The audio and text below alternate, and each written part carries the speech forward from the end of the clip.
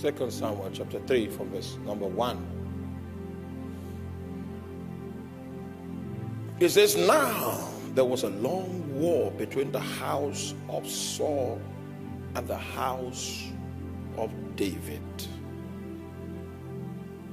But David waxed stronger and stronger, and the house of Saul waxed weaker and weaker. So the house of Saul is an example, it's a metaphor for the reign of the flesh. The house of David is a metaphor for the reign of the spirit.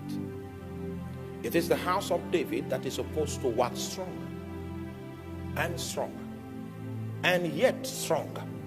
But you see, what you must understand is that the house of Saul is in power. It's already in power. They have the infrastructure, they have the funding, they have everything.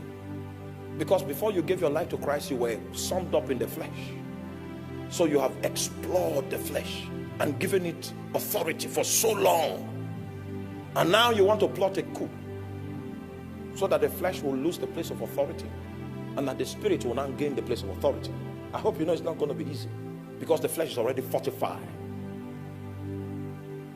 It's already entrenched and established.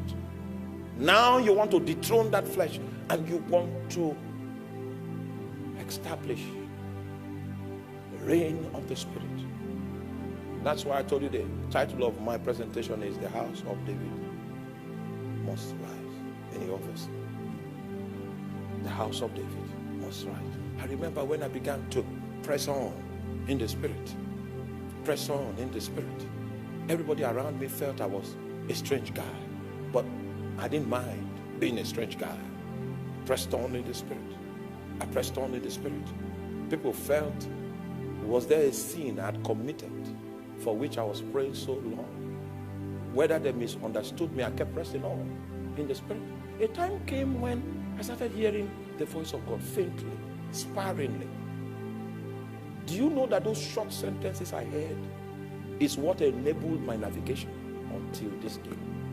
God can give you a short sentence. You might even think you know the meaning, but it takes on a new meaning in the next 5 years.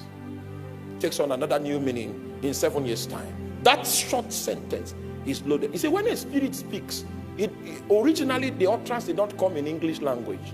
It's your understanding of it that came in English language. God can say, the Bible can say, thus saith the Lord, and for 1,000 years that word finds relevance under different circumstances, different situations, different individuals.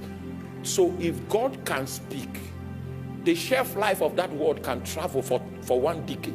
Just one short sentence. Then I found out that